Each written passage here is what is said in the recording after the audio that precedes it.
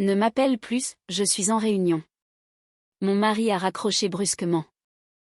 C'était ironique, car je me tenais à peine à 3 mètres de lui dans le hall d'un grand hôtel de Lyon, le regardant s'enregistrer à la réception avec une femme assez jeune pour être notre fille, et il n'avait aucune idée de l'engrenage que j'avais déjà mis en mouvement. Je me souviens du son exact de son rire à elle. Un peu trop fort pour cet espace feutré en marbre.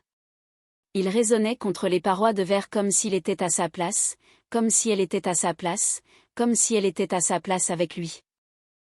Je me tenais près d'une de ces grandes plantes en pot qu'ils installent toujours près des fenêtres, quelque chose de vert et de coûteux qui était probablement arrosé plus souvent que mon mariage ne l'avait été ces dernières années. Le soleil de fin d'après-midi traversait les vitres, chaud et doré, le genre de lumière qui rend tout plus doux qu'il ne l'est en réalité, mais rien ne me semblait doux à ce moment-là. Sa main était posée dans le bas de son dos, sans gêne, sans hésitation, d'une manière familière. C'est ce détail qui a tout scellé pour moi. Pas l'hôtel, pas le mensonge, même pas la prétendue réunion. C'était la façon naturelle dont il se comportait. Comme s'il menait une autre vie depuis un certain temps, et que je n'y avais simplement pas été invitée. Je n'ai pas bougé, je n'ai pas avancé, je n'ai pas crié son nom. 28 ans de mariage, et j'ai réalisé à cet instant précis que je n'avais plus besoin de réponse. Je les avais déjà. Je me suis légèrement détournée, juste assez pour voir la réception sans être vue moi-même. La réceptionniste, une femme d'une 50aine d'années avec des lunettes de lecture posées sur le nez, tapait quelque chose sur l'ordinateur pendant que Jean-Pierre se penchait vers elle en souriant de la manière dont il me souriait autrefois. Mon Dieu, ce sourire signifiait tellement pour moi autrefois. Maintenant, il semblait juste répéter. J'ai senti quelque chose basculer en moi, pas une cassure. Cela s'était produit il y a des mois, peut-être plus longtemps. C'était plus silencieux que cela. C'était le moment où quelque chose s'arrêtait. J'ai glissé mon téléphone dans mon sac. Je l'avais appelé quelques secondes plus tôt en me tenant là, dans la même pièce. Je voulais l'entendre encore une fois. Je voulais entendre le mensonge de mes propres oreilles tout en regardant la vérité se dérouler devant mes yeux. Je suppose que j'avais besoin de cette dernière pièce du puzzle. La conclusion ne vient pas toujours d'une conversation. Parfois, elle vient d'une phrase que vous entendez à 3 mètres de distance. Je suis en réunion. J'ai laissé échapper un long soupir et je me suis assise sur l'un des fauteuils en cuir bas du hall. Mes genoux étaient solides, ce qui m'a surprise. Je m'attendais à trembler, peut-être à pleurer, mais il n'y avait rien de tout cela, juste un grand calme. Le genre de calme qui survient après s'être préparé pendant longtemps. Je l'ai regardé tendre sa carte bancaire. Notre carte bancaire. La même que celle que nous avions utilisée le mois dernier chez Carrefour. La même que j'utilisais pour acheter les courses, les cadeaux d'anniversaire et tout ce qui fait tourner une vie. Il n'a pas hésité. Il n'a pas regardé autour de lui. Il n'a pas jeté un coup d'œil par-dessus son épaule. Pourquoi le ferait-il? Dans son esprit, j'étais probablement à la maison, peut-être en train de plier le linge ou de regarder une de ces séries que nous suivions ensemble avant qu'il ne commence à s'endormir à la moitié de chaque épisode. Ou peut-être ne pensait-il pas du tout à moi. Cette pensée a été plus lourde que prévu. La femme à côté de lui, Léa, comme je me le rappellerai plus tard, s'est légèrement penchée vers lui pendant que la réceptionniste parlait. Elle a dit quelque chose que je n'ai pas pu entendre, et il a ri discrètement. Ce petit rire étouffé si familier. Je savais exactement ce qu'il signifiait autrefois, dans quelle humeur il était, ce qu'il allait dire ensuite. Maintenant, il semblait appartenir à quelqu'un d'autre. J'ai croisé les jambes lentement, lissant ma jupe par habitude. Je ne me souviens même pas avoir choisi ce que j'allais porter ce jour-là. Quelque chose de simple, de neutre, le genre de tenue que l'on met quand on ne veut pas attirer l'attention. Ce qui était ironique compte tenu de ce que j'allais faire. Parce que non, je n'étais pas venue ici par hasard. Et non, ce n'était pas une réaction impulsive. Une semaine plus tôt, je m'étais assise dans un bureau calme à Annecy, face à une avocate nommée Maître Lefebvre, qui s'exprimait par phrases calmes et mesurées. Elle n'a pas semblé surprise quand je lui ai tout raconté. Des femmes comme moi s'asseyaient dans ce fauteuil tous les jours, j'imagine. Je ne veux pas de scandale, lui avais-je dit. Elle avait acquiescé. La plupart des gens n'en veulent pas. Je veux juste que les choses soient claires. Et elle avait compris exactement ce que je voulais dire. Nous avons donc tout préparé avec soin, en silence. Papier signé, copie faite, moment choisi, même l'enveloppe. De retour dans le hall, la réceptionniste a tendu la clé de la chambre à Jean-Pierre. Il l'a remercié, posant à nouveau sa main dans le dos de Léa alors qu'il se dirigeait vers les ascenseurs. Pendant une fraction de seconde, j'ai pensé à me lever, à marcher droit vers eux, à dire son nom, à regarder son visage changer en temps réel. Mais la pensée est passée aussi vite qu'elle était venue. Cela aurait été pour lui. Ce que j'avais prévu était pour moi. Ils ont disparu dans l'ascenseur et le hall a retrouvé son bourdonnement tranquille. Un couple qui arrivait. Un homme sur son ordinateur portable dans un coin. Une musique instrumentale douce diffusée en fond. Ordinaire. C'est ce qui m'a frappé le plus. À quel point tout semblait ordinaire. Comme si ma vie n'était pas en train de basculer d'une manière qui changerait tout. Je suis restée assise là encore quelques minutes, laissant le moment s'imprégner en moi. Sans me presser, sans le repousser, en le laissant simplement exister. Puis je me suis levée, j'ai marché calmement vers la réception et j'ai attendu que la femme lève les yeux. « Bonjour », ai-je dit, avec un petit sourire poli. Nous nous sommes parlé au téléphone tout à l'heure.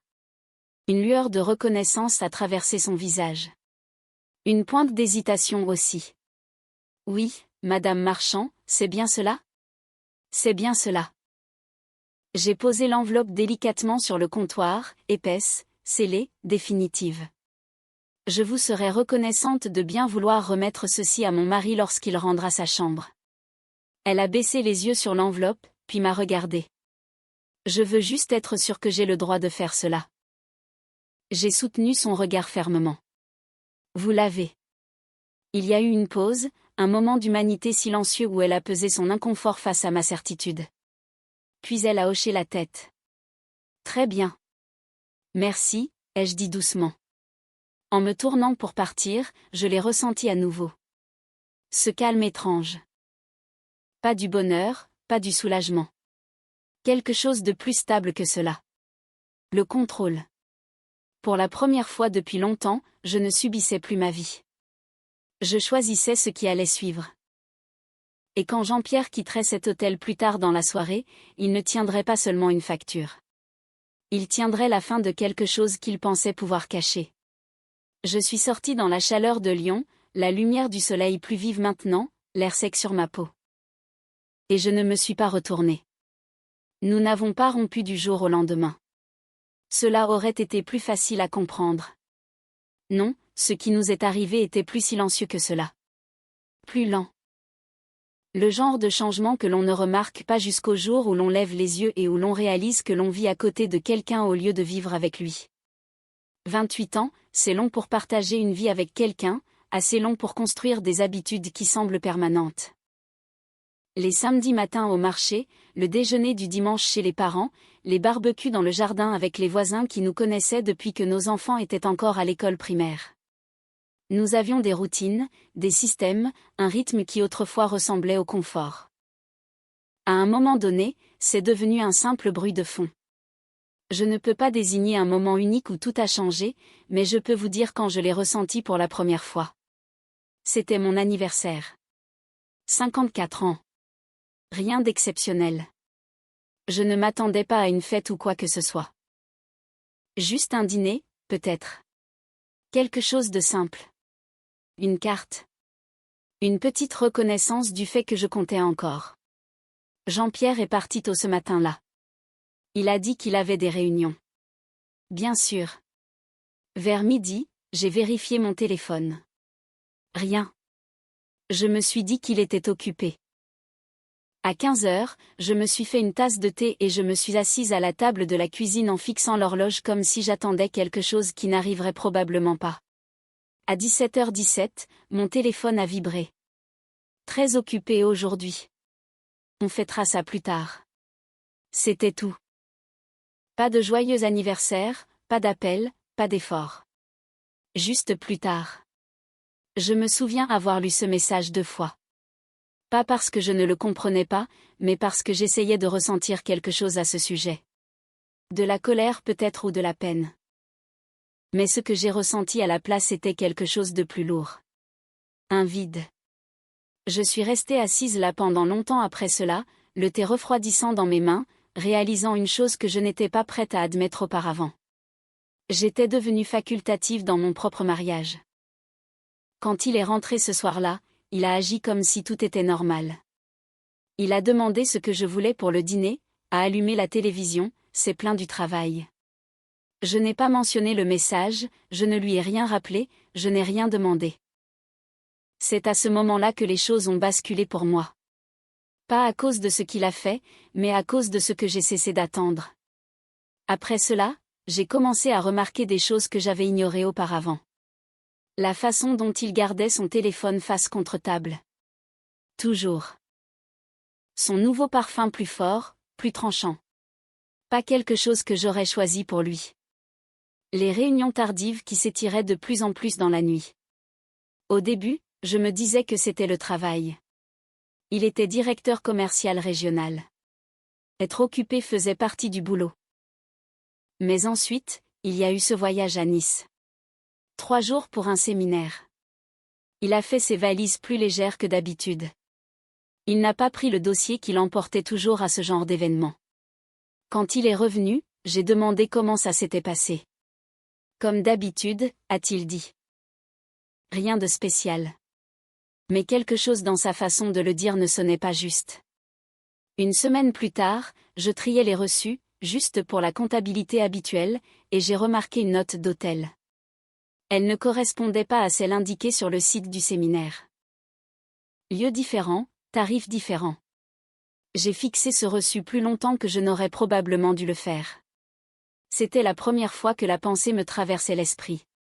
Pas encore formulée, juste une intuition. Quelque chose ne va pas. Je ne l'ai pas confronté. Pas à ce moment-là. Au lieu de cela, j'ai appelé Sylvie. Sylvie est ma meilleure amie depuis que nos enfants étaient en maternelle. C'est le genre de femme qui ne cherche pas à embellir la réalité, mais qui ne vous fait jamais vous sentir stupide non plus. Je lui ai tout raconté. L'anniversaire, les voyages, ce sentiment que je n'arrivais pas à chasser. Il y a eu un silence à l'autre bout du fil quand j'ai fini. Puis elle a dit doucement, « Hélène, tu n'es pas folle. » J'ai laissé échapper un petit rire. C'est rassurant. Je suis sérieuse, a-t-elle ajouté. Tu vois ce qui est là. Tu ne veux simplement pas que ce soit vrai. Cela m'a touchée parce qu'elle avait raison. Je ne voulais pas y croire. Pas après tout ce que nous avions construit. Pas à ce stade de ma vie. Recommencer à 54 ans n'est pas quelque chose que l'on prévoit. Ce soir-là, après que Jean-Pierre soit allé se coucher, je me suis assise dans le salon avec mon ordinateur portable et j'ai fait quelque chose que je n'avais jamais fait auparavant. J'ai vérifié les relevés téléphoniques.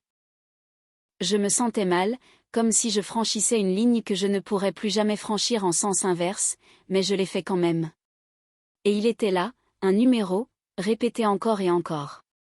Tard le soir, tôt le matin, à des moments où il me disait qu'il travaillait. Je l'ai noté sur un morceau de papier, ma main était stable d'une manière qui m'a surprise. Je n'ai pas appelé ce numéro. Je n'en avais pas besoin. Je savais déjà. Les jours suivants m'ont semblé différents. Pas explosif, pas dramatique, juste plus clair, comme si quelqu'un avait réglé la mise au point d'un appareil photo et que soudain tout devenait net. Je l'observais plus attentivement, pas de façon obsessionnelle, juste avec honnêteté. La façon dont il souriait à son téléphone, la façon dont il sortait pour prendre certains appels, la façon dont il semblait plus présent ailleurs qu'il ne l'avait jamais été à la maison. Et puis un après-midi, debout dans la cuisine, j'ai aperçu mon reflet dans la vitre. J'avais l'air fatigué, pas seulement physiquement, mais usé d'une manière qui n'avait rien à voir avec le sommeil. C'est là que la pensée est apparue, totalement formée cette fois. Je ne veux pas vivre comme ça. Pas à 54 ans, pas après tout ce que j'ai traversé. Être seul me faisait peur. Je ne prétendrai pas le contraire. Mais rester en me sentant invisible chaque jour, cela me faisait encore plus peur. Quelques jours plus tard, j'ai pris rendez-vous avec une avocate à Annecy. Je ne l'ai dit à personne, pas même à Sylvie. Je suis entrée dans ce bureau avec un dossier de documents et une certitude tranquille que je n'avais pas ressentie depuis longtemps. Je pense que mon mari a une liaison, lui ai-je dit. Elle a hoché la tête comme si elle l'avait entendu 1000 fois auparavant. Et je ne veux pas attendre qu'il décide de ce qui va se passer ensuite. C'était la vérité. Pendant des années, j'avais réagi, je m'étais adaptée, j'avais fait de la place. Ce jour-là, j'ai décidé de faire quelque chose de différent. J'ai décidé de choisir. Et au moment où je me tenais dans ce hall d'hôtel à Lyon en le regardant avec elle, je n'étais pas là pour découvrir ce qui se passait. J'étais là pour y mettre fin. Je ne l'ai pas reconnu tout de suite. Cela m'a surprise plus tard. On pourrait penser qu'un moment pareil, voir son mari avec une autre femme, graverait chaque détail dans la mémoire instantanément. Son visage, sa voix, sa façon de bouger. Mais en vérité, au début, elle n'était qu'une silhouette, une présence, quelqu'un qui n'avait rien à faire dans ma vie, se tenant trop près de quelqu'un qui y était. Ce n'est que lorsqu'ils se sont éloignés de la réception et qu'elle a tourné la tête légèrement, juste assez pour que la lumière accroche son profil, que quelque chose a cliqué. Pas de façon bruyante ou dramatique, juste une reconnaissance silencieuse et inconfortable. Je la connaissais. Pas bien, pas personnellement, mais je l'avais déjà vue. Son nom m'est revenu quelques secondes plus tard. Léa. Je lui avais servi un verre une fois. Le souvenir est revenu si naturellement qu'il m'a presque fait rire. Un barbecue dans le jardin à la fin du printemps, il y a peut-être 2 ans. Le genre de rassemblement que nous organisions sans y réfléchir à 2 fois, des chaises pliantes, des assiettes en carton, Jean-Pierre au barbecue comme toujours. Léa était là avec un groupe de son bureau, plus jeune que la plupart d'entre eux, souriante, polie, un peu trop enthousiaste peut-être, mais rien qui ne sorte de l'ordinaire à l'époque. Je me souviens lui avoir demandé ce qu'elle faisait. Commerciale, avait-elle dit en souriant. Je fais partie de l'équipe de Jean-Pierre. Bien sûr. Je lui avais tendu un verre de thé glacé. Elle m'avait remercié, m'appelant Madame Marchand avec ce ton respectueux que les gens utilisent quand ils essaient de faire bonne impression. Et je lui avais rendu son sourire. Mon Dieu. En me tenant là dans ce hall d'hôtel, en la regardant se pencher vers mon mari comme si elle était à sa place, ce souvenir s'est installé en moi comme un froid glacial. Ce n'était pas un hasard. Ce n'était pas une inconnue rencontrée sur la route. Cela se construisait juste sous mon toit. Je suis restée très immobile, les mains sagement croisées sur mes genoux, comme si la posture seule pouvait empêcher tout de s'effondrer. Pendant un bref instant, juste une fraction de seconde, j'ai senti quelque chose de vif monter dans ma poitrine. De la colère. Une vraie colère brûlante. Le genre qui fait bouger le corps avant que l'esprit ne rattrape le coup. J'aurais pu me lever, marcher droit vers eux, dire son nom, regarder leurs 2 visages changer en temps réel. Une partie de moi le voulait, mais cette partie n'a pas duré longtemps car juste derrière est venu quelque chose de plus stable. Le contrôle. Je n'étais pas venue aussi loin pour le perdre maintenant. Au lieu de cela, je suis restée où j'étais et j'ai regardé. Ils ne m'ont pas vue. Pas une seule fois. Ils traversaient cet espace comme s'ils étaient les 2 seules personnes au monde. Comme si le monde s'était réduit à eux seuls et à la version de vie dans laquelle ils pensaient entrer. Cela aurait presque pu être beau si ce n'était pas de ma vie à moi qu'ils étaient en train de sortir. J'ai jeté un coup d'œil vers la réception à nouveau. La réceptionniste était toujours là. Même expression calme, même mouvement précis.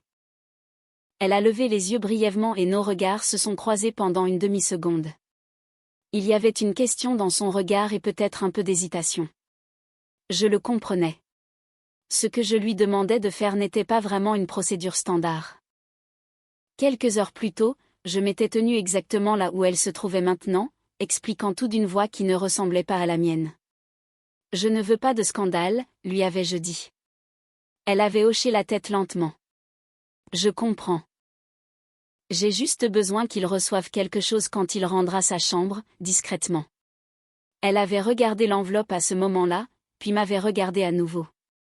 Qu'est-ce que c'est ? Les papiers du divorce. Il y avait eu une petite pause après cela. Pas de jugement, juste la réalité qui s'installait. Je ne peux pas garantir, avait-elle commencé. Je ne demande pas de garantie, avais-je dit doucement. Juste un moment. Elle avait étudié mon visage pendant une seconde encore. Cherchant peut-être un doute. Espérant peut-être le trouver pour pouvoir refuser.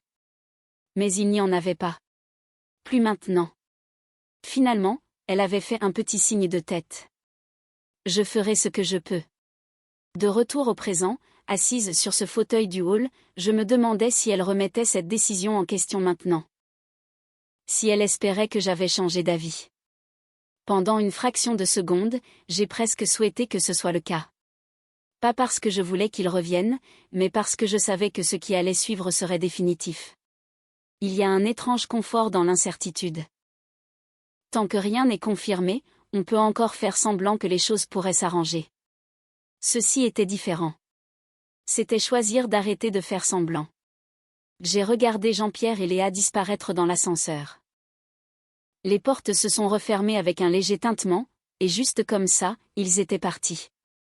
J'ai laissé s'échapper un souffle que je ne savais pas avoir retenu. Mes mains étaient toujours stables. Cela m'a surprise à nouveau. C'était peut-être cela, l'acceptation. Pas dramatique, pas bruyant, juste clair. Quelques minutes ont passé. Le hall s'animait autour de moi. De nouveaux clients arrivaient, d'autres partaient. Le monde continuait de tourner, totalement ignorant du fait que le mien venait de se scinder en un avant et un après. Je me suis levée lentement et je suis retournée à la réception. La réceptionniste s'est redressée légèrement en me voyant. « Madame Marchand », a-t-elle dit. J'ai fait un petit signe de tête. Je voulais juste confirmer, ai-je dit, en posant à nouveau l'enveloppe délicatement sur le comptoir.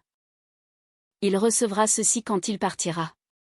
Elle a baissé les yeux sur l'enveloppe, puis m'a regardé. Vous êtes sûr ? C'était à nouveau cette question, pas sur la logistique, mais sur la certitude. J'ai rencontré ses yeux, calmes et posés. Oui. Une autre pause. Puis elle a pris l'enveloppe et l'a posée à côté de l'ordinateur. Je m'assurerai qu'elle lui soit remise personnellement. Merci. Alors que je me tournais pour partir, j'ai ressenti ce dernier sursaut de doute. Pas sur ce que je faisais, mais sur ce que cela signifierait.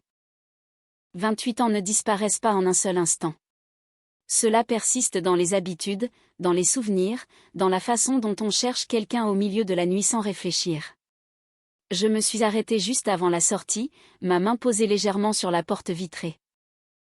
Pendant une seconde, je me suis permis d'imaginer tout abandonner, prétendre que je n'avais rien vu, rentrer à la maison, préparer le dîner, lui demander comment s'était passée sa réunion, vivre dans cette version de la réalité encore un peu plus longtemps.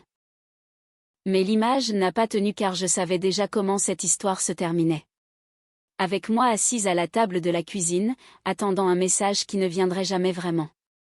J'ai ouvert la porte et je suis sortie dans la chaleur sèche de la ville.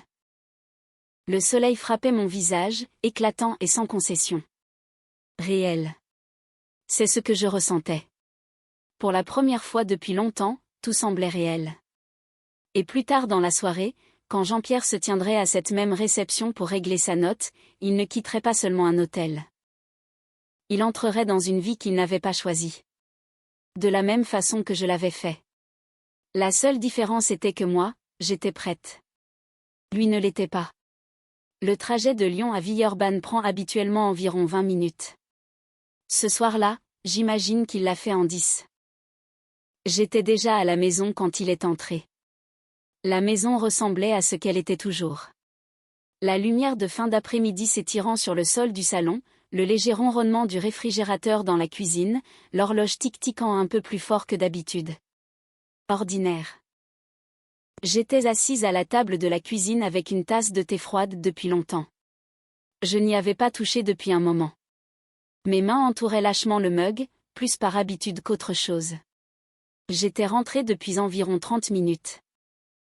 Assez longtemps pour enlever mes chaussures, assez longtemps pour poser mon alliance sur la table. Assez longtemps pour m'asseoir et laisser le calme s'installer autour de moi. Je n'avais pas allumé la télévision. Je n'avais pas mis de musique. Je voulais l'entendre quand il arriverait. La porte d'entrée s'est ouverte plus violemment que d'habitude. Des pas rapides, irréguliers. Puis sa voix, Hélène. Il y avait quelque chose dedans que je n'avais pas entendu depuis longtemps. De l'incertitude. Je n'ai pas répondu tout de suite. Je l'ai laissé entrer dans la cuisine et me voir assise là. Quand il m'a vue, il s'est arrêté. Pendant une seconde, aucun de nous n'a dit quoi que ce soit. Son visage était rouge, sa respiration un peu trop courte. Ses yeux sont passés de moi à la table, à la bague, puis sont revenus vers moi. Hélène, a-t-il répété, plus doucement cette fois. Qu'est-ce que c'est que ça? J'ai penché la tête légèrement. À quoi cela ressemble-t-il? Il s'est approché, tenant l'enveloppe dans sa main comme si elle pouvait s'expliquer d'elle-même s'il la fixait assez longtemps. Les papiers du divorce, a-t-il dit, l'incrédulité tintant sa voix. Tu as demandé à quelqu'un de me remettre les papiers du divorce dans un hôtel? Oui. Il y a eu une pause. Pas longue, juste assez pour que la réalité s'impose. Il a secoué la tête, passant une main dans ses cheveux. Ce n'est pas drôle. Je ne plaisante pas. Je sais, mais il a laissé échapper un bref soupir, presque un rire. Hélène, s'il te plaît. C'est de la folie. Je l'ai observé attentivement. Pas ces mots, mais la façon dont il les disait. Essayant toujours de prendre le contrôle. Essayant toujours de définir la situation. Tu as raison, ai-je dit calmement. C'est de la folie. Il a froncé les sourcils. Alors pourquoi ferais-tu ça? J'étais dans le hall. Cela l'a stoppé. Pas complètement, mais assez. Quoi? J'étais là, ai-je répété, quand tu t'es enregistré. La couleur de son visage a changé. Pas encore totalement pâle, mais elle changeait. Tu te trompes, a-t-il dit rapidement. Trop rapidement. Ce n'était pas tu as utilisé notre carte, Jean-Pierre. Je n'ai pas élevé la voix. Je ne me suis pas penché en avant. Je l'ai juste dit comme on énonce un fait que l'on sait indiscutable. L'Hôtel Royal Lyon. 2 personnes. La même carte que nous avons utilisée chez Carrefour la semaine dernière.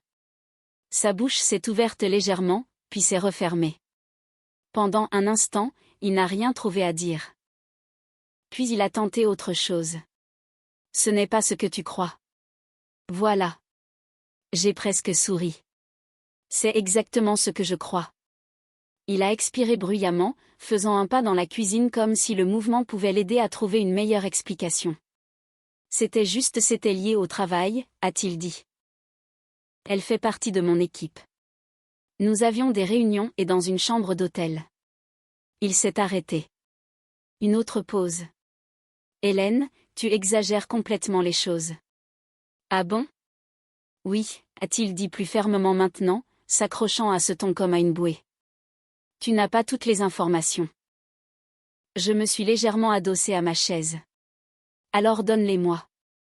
Silence. C'était le problème avec les mensonges. Ils ont besoin de détails. Et il n'en avait plus. Ses épaules se sont affaissées d'une fraction. Pas assez pour que la plupart des gens le remarquent. Mais moi, si.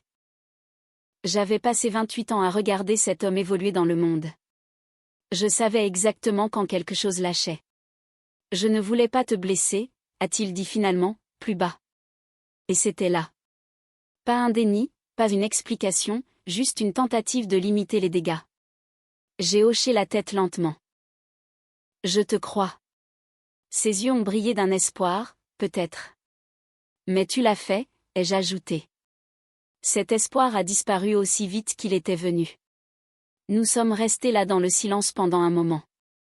Le poids de tout ce qui s'était passé s'installant dans l'espace entre nous. Puis son regard s'est déplacé à nouveau vers la table, vers l'alliance. Tu vas vraiment faire ça?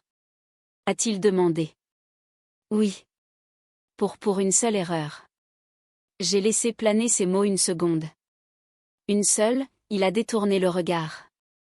J'ai suivi son regard, puis je suis revenu vers lui. Tu ne m'as pas brisé le cœur, Jean-Pierre, ai-je dit, la voix ferme. Tu m'as juste montré qu'il n'était plus là. Celle-là a porté ses fruits. J'ai pu le voir à la façon dont sa posture a changé. La façon dont il a cessé de faire les 100 pas. Il réfléchissait encore. C'est dingue, a-t-il marmonné à nouveau, mais il y avait moins de conviction maintenant. Peut-être même un peu de peur. Peut-être, ai-je dit. Mais c'est fait. Ses yeux parcouraient la cuisine comme s'il la voyait pour la première fois. Puis il a remarqué autre chose. Le couloir, la porte de la chambre légèrement entr'ouverte. « Où sont tes affaires ?» a-t-il demandé. « Emballées. »« Emballées ?» a-t-il répété, se tournant vers moi. « Qu'est-ce que tu veux dire par emballer ?»« Je veux dire que je me préparais pour quoi a-t-il exigé. » J'ai soutenu son regard pour ça. Il m'a fixé pendant un long moment. « Tu avais prévu tout ça ?» a-t-il dit lentement. « Oui. » Un autre type de silence a rempli la pièce après cela. Pas de la confusion. De la compréhension. « Tu m'as fait signifier les papiers dans un hôtel » a-t-il dit presque pour lui-même. « Devant je te les ai fait remettre en privé » ai-je corrigé. Personne n'a fait de scène. Il a laissé échapper un rire bref et sans humour. « Ouais, vraiment délicat de ta part. » J'ai haussé les épaules légèrement. « Je ne l'ai pas fait pour toi. » Ça a piqué. Je pouvais le voir. Il a regardé l'enveloppe à nouveau, puis m'a regardé. Qu'est-ce qui se passe maintenant ? C'était la première question honnête qu'il posait depuis qu'il était entré. Et pour la première fois, j'ai ressenti quelque chose de proche du soulagement. On avance, ai-je dit simplement. Avec des avocats, a-t-il dit, oui, et c'est tout, a-t-il insisté. Tu tournes le dos à 28 ans comme ça. J'ai jeté un coup d'œil à la bague sur la table, puis je l'ai regardée. Non, ai-je dit doucement. Je leur ai tourné le dos il y a un moment déjà. Cela n'avait pas besoin d'explication. Nous nous tenions là, deux personnes dans une cuisine qui nous appartenait à tous les deux autrefois, partageant simplement un espace. Pendant un instant, j'ai presque eu pitié de lui, presque. Puis je me suis souvenu du hall d'hôtel, de sa main dans son dos, de l'aisance de son sourire, et le sentiment est passé. J'ai repoussé ma chaise et je me suis levée. Il m'a regardé, à nouveau incertain. « Où vas-tu » a-t-il demandé. J'ai pris mon sac sur le comptoir. Je vais dormir chez Sylvie pour quelques jours. Il a hoché la tête lentement, comme s'il s'y attendait. Hélène, a-t-il dit juste au moment où j'atteignais la porte. Je me suis arrêtée mais je ne me suis pas retournée. Tu n'étais pas en réunion, ai-je dit calmement. Un silence. Puis j'ai ajouté, mais moi, je l'étais. Et cette fois, je suis partie. Je n'ai pas beaucoup dormi cette nuit-là. Sylvie m'avait installée dans la chambre d'amis, des draps frais, une petite lampe, un verre d'eau sur la table de nuit comme elle le fait toujours. Elle ne m'a pas posé trop de questions, elle m'a juste regardé longuement et a dit « Ça va ?» « Ça ira », lui ai-je répondu. C'était suffisant. La maison était calme après qu'elle soit allée se coucher.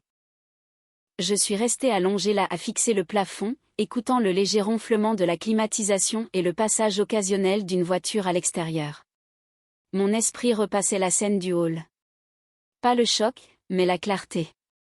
Cette partie-là restait gravée en moi.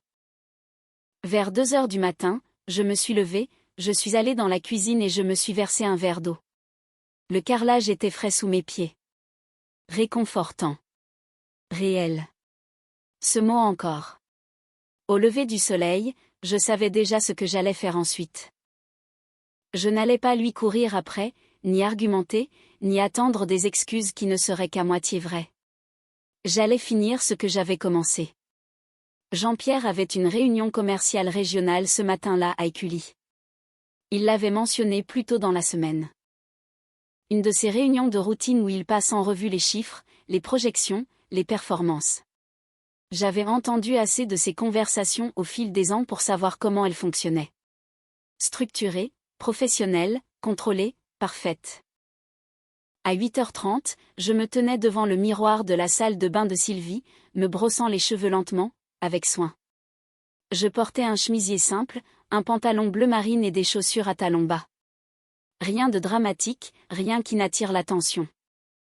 Je n'avais pas besoin d'attention. J'avais besoin d'être entendue. Sylvie s'appuyait contre le cadre de la porte, m'observant. « Tu es sûre de toi ?» a-t-elle demandé. J'ai rencontré ses yeux dans le miroir. Oui. Elle a hoché la tête une fois. Alors ne le laisse pas retourner la situation contre toi. Je ne le ferai pas. Et je le pensais vraiment. Le trajet jusqu'à Écully fut calme. La circulation était fluide sur l'autoroute. Le soleil du matin grimpait déjà, brillant contre le ciel bleu. Tout semblait normal, ce qui était étrange compte tenu de ce que j'allais faire. Quand je me suis garée sur le parking de l'immeuble de bureau, je suis restée assise dans la voiture un instant, les mains posées sur le volant, sans trembler, sans hésiter, juste calme. J'ai attrapé le dossier sur le siège passager, des documents, des copies soigneusement organisées de tout ce dont j'avais besoin, et je suis sortie. Le bâtiment était exactement ce à quoi on s'attendait. Une façade en verre propre, des tons neutres, une petite réception avec un bureau et une chaise d'attente. La réceptionniste a levé les yeux quand je suis entrée. « Bonjour. Puis-je vous aider ?» « Oui, ai-je dit calmement. Je suis ici pour parler à quelqu'un des ressources humaines, et je crois qu'une réunion commerciale régionale a lieu en ce moment même. » Elle a hésité une seconde. « En effet. Puis-je demander de quoi il s'agit ? » « Cela concerne une affaire impliquant l'un de vos employés, ai-je dit. Jean-Pierre Marchand. » Quelque chose dans mon ton a dû lui dire que ce n'était pas une visite de courtoisie. « Un instant, s'il vous plaît, » a-t-elle dit en décrochant le téléphone. Quelques minutes plus tard, une femme d'une quarantaine d'années est sortie d'un couloir. Professionnelle, posée. « Je suis Karen, de la direction des ressources humaines, » a-t-elle dit. « Vous vouliez me parler ? » J'ai hoché la tête. « Oui, je ne vous prendrai pas beaucoup de temps. » Elle m'a conduite dans une petite salle de conférence, a fermé la porte. « Je vous écoute, » a-t-elle dit. J'ai posé le dossier sur la table et je l'ai ouvert. Je crois que mon mari, Jean-Pierre Marchand, entretient une relation inappropriée avec une subordonnée, ai-je dit. Et que des fonds de l'entreprise ont pu être utilisés dans le cadre de cette relation. Son expression n'a pas beaucoup changé, mais j'ai vu un déclic. De l'attention. « Avez-vous des documents ? » a-t-elle demandé. J'ai fait glisser les papiers vers elle. Reçu d'hôtel, date qui coïncide avec des déplacements professionnels, relevés téléphoniques. Elle les a parcourus en silence. Je ne l'ai pas pressée. Je n'ai pas ressenti le besoin de combler le silence. Après un moment, elle a levé les yeux. « Merci de nous avoir signalé cela, » a-t-elle dit prudemment. « Je vais devoir faire remonter cela immédiatement. » Je comprends. Elle s'est levée. « Seriez-vous prête à intervenir brièvement dans la réunion ? » J'ai marqué une pause. C'était le moment. La partie où cela cessait d'être privé. « Oui, ai-je dit. » La salle de conférence était plus grande que ce à quoi je m'attendais. Environ une douzaine de personnes assises autour d'une longue table, des ordinateurs portables ouverts, des tasses de café éparpillées. Jean-Pierre était assis vers le milieu. Il a levé les yeux quand la porte s'est ouverte et c'est là qu'il m'a vu. Je ne pense pas oublier un jour cette expression. De la confusion d'abord, puis de la reconnaissance, puis quelque chose de plus profond. De la peur. La pièce est devenue silencieuse. Karen a fait un pas en avant. Nous devons marquer une pause, a-t-elle dit. Il s'agit d'une question qui nécessite une attention immédiate. Tous les regards oscillaient entre nous. Je suis entrée lentement, m'arrêtant juste à l'intérieur de la pièce. Pas trop près, pas de façon conflictuelle, juste présente. Jean-Pierre, ai-je dit. Son nom sonnait différemment dans cette pièce. Plus formel, plus distant. Qu'est-ce que c'est que ça ? A-t-il demandé, la voix serrée. J'ai levé légèrement le dossier.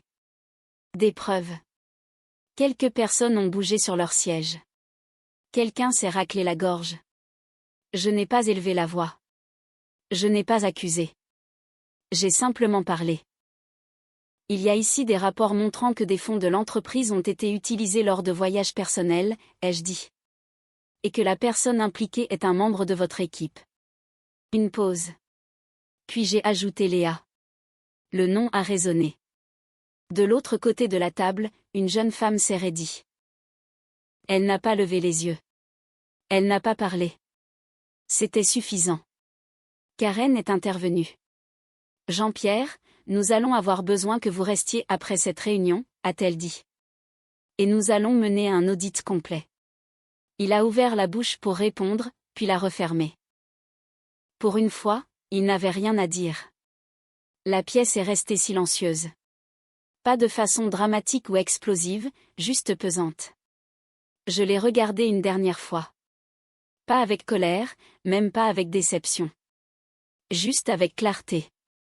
Je ne suis pas ici pour te ruiner, ai-je dit calmement. Je suis ici pour arrêter de m'effacer. Personne n'a parlé après cela. Il n'y avait plus rien à dire. Je me suis retournée et je suis sortie de la pièce, le bruit de mes talons était léger sur la moquette. Personne ne m'a arrêté. Personne ne m'a suivi. Quand je suis sortie, le soleil m'a frappé à nouveau, chaud, brillant, constant. J'ai pris une grande inspiration, et pour la première fois depuis très longtemps, j'ai eu l'impression que je pouvais enfin remplir mes poumons. 8 mois plus tard, j'ai emménagé dans un endroit plus petit dans un quartier calme d'Annecy. 2 chambres, une salle de bain, un petit balcon qui profite du soleil du matin. Ce n'est pas la maison où nous avons élevé nos enfants. Pas la cuisine où j'ai passé des années à préparer des dîners qui restaient parfois intouchés. Pas le salon où nous nous endormions devant la télé. Mais c'est calme et c'est à moi. Le divorce a été finalisé à la fin du printemps. En France, le régime de la communauté de biens signifie que tout est partagé, qu'on le veuille ou non. Ce n'était pas vraiment houleux, juste minutieux. Avocat, paperasse, signature, conversation qui restait polie en surface et évitait tout ce qui était trop émotionnel en dessous. Jean-Pierre ne s'est pas beaucoup battu, pas autant que je l'aurais cru. Peut-être savait-il qu'il ne restait plus grand-chose à défendre. Ou peut-être était-il fatigué. Je ne sais pas. Nous nous sommes parlé quelques fois pendant la procédure. Des conversations courtes et pratiques sur les finances, les délais, la logistique, le genre de discussion que l'on a quand on détricote une vie au lieu de la construire. Il y a eu un moment, pourtant, vers la fin. Nous étions assis l'un en face de l'autre dans une salle de réunion, un espace neutre, des murs beiges, une longue table entre nous comme une frontière silencieuse. Il m'a regardé et a dit, « Je n'aurais jamais pensé que ça finirait comme ça. » J'ai hoché la tête. Moi non plus. Et c'était tout. Pas de reproches, pas de voix haute, juste 2 personnes reconnaissant quelque chose qui était déjà fini depuis longtemps. Après que tout a été finalisé, j'ai pris quelques semaines pour m'installer dans mon nouvel appartement. Au début, le silence me semblait différent, pas pesant, juste inhabituel. J'avais passé tant d'années à m'adapter à la présence de quelqu'un d'autre que le fait d'être seul à nouveau me donnait l'impression d'apprendre une nouvelle langue. Les choses simples demandaient un temps d'adaptation. Cuisiner pour une seule personne, se réveiller dans un lit qui ne bougeait pas à côté de moi, laisser la télévision éteinte parce qu'il n'y avait personne d'autre dans la pièce. Mais petit à petit, ces choses ont cessé de paraître étranges. Elles ont commencé à paraître apaisantes. J'ai repris quelques heures par semaine dans un cabinet dentaire à proximité. Rien à temps plein, juste assez pour garder une routine, pour interagir avec les gens, pour me rappeler que j'avais toujours une place dans le monde en dehors d'être la femme de quelqu'un. Le premier jour de reprise, je me suis tenue dans cet espace familier, l'odeur de propre, le léger bourdonnement des appareils, et j'ai ressenti quelque chose que je n'avais pas ressenti depuis des années. De la compétence. Comme si je n'avais pas disparu après tout. J'ai commencé à suivre un petit cours de yoga dans une association de quartier, principalement des femmes de mon âge, certaines plus âgées. On s'étire, on discute, on rit de choses qui ne signifieraient probablement rien pour personne d'autre. Sylvie m'appelle toujours tous les 2 ou 3 jours. « Tu as rencontré quelqu'un ?» m'a-t-elle demandé une fois en plaisantant. J'ai ri. « Je viens juste d'avoir mon propre chez moi, Sylvie. Laisse-moi en profiter. » Elle a ri aussi. C'est vrai. La vérité, c'est que je ne suis pas pressée. Il y a encore des moments, même maintenant, tard le soir quand la maison est silencieuse et que la journée est retombée. Je me surprends à chercher quelque chose qui n'est plus là. Une habitude, un souvenir. L'idée d'une vie qui semblait permanente. Et parfois, cela me manque. Pas lui exactement, mais la version de la vie que je pensais que nous avions, cette partie-là prend du temps à s'effacer. Mais voici ce que j'ai appris. La solitude est silencieuse. Elle s'assoit à côté de vous, ne demande rien, ne vous ment pas. La trahison est plus bruyante. Elle prend de la place. Elle déforme les choses. Elle vous fait douter de votre propre reflet. Si j'ai le choix, je préfère le silence. Ces jours-ci, mes matinées sont simples. Je me lève tôt, je prépare du café, je m'assois sur le balcon pendant que le soleil se lève sur les toits. Il y a une petite table là-bas, juste assez de place pour un mug et un livre. Certains matins, sans y réfléchir, je prépare encore 2 tasses. Les vieilles habitudes. Je reste là une seconde à les regarder toutes les deux. Puis je souris un peu, j'en reverse une dans la cafetière, et je m'assois parce que je n'en ai plus besoin que d'une maintenant. Et curieusement, elle a meilleur goût. Pas parce qu'elle est plus sucrée, mais parce qu'elle est honnête. Tout semble plus honnête maintenant. Le calme, l'espace, la vie que je reconstruis morceau par morceau. Je ne suis pas partie avec tout.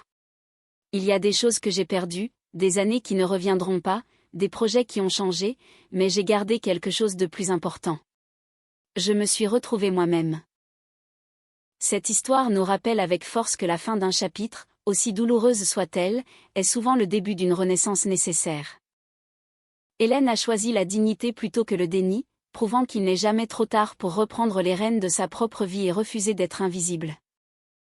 La reconstruction de soi après une trahison est un chemin solitaire mais libérateur, où le silence finit par devenir une source de paix plutôt qu'une source de vide. C'est un récit sur le courage de faire face à la vérité et sur la force tranquille qu'il faut pour transformer une fin brutale en un nouveau départ honnête. Et vous, qu'en pensez-vous ? Auriez-vous eu le courage d'Hélène d'affronter la situation avec autant de sang-froid, ou pensez-vous que certaines vérités sont plus faciles à ignorer ?